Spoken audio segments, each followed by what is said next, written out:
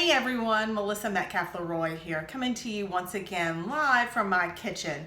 We are in week 7 of the 2020 52-week Eating Healthy Challenge.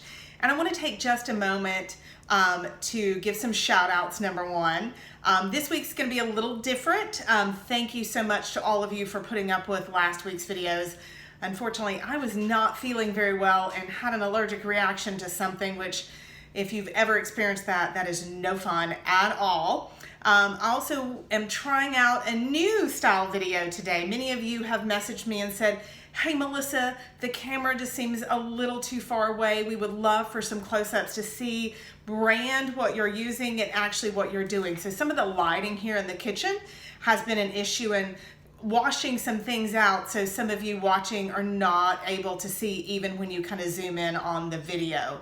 So I'm going to give a shout out, number one, to my wonderful husband, Chris, who for the last 5 weeks has been holding the camera for me until I could experiment and find something that I can work with here that can attach to the island in the kitchen, and I can adjust for directly speaking to you guys, and then also once we start putting things together, then adjust it down to where you can see. So from time to time, you're probably going to see my hand in the video reaching for my iPhone, which I'm recording with, that's on the tripod.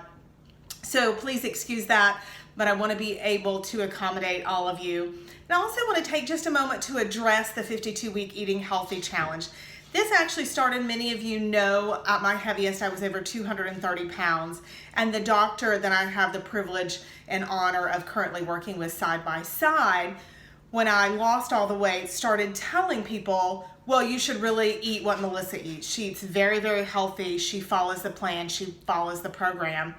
And so it began, well, what does Melissa eat? So in 2016, Dr. Bacone and I came up with this idea of the 52-week Eating Healthy Challenge.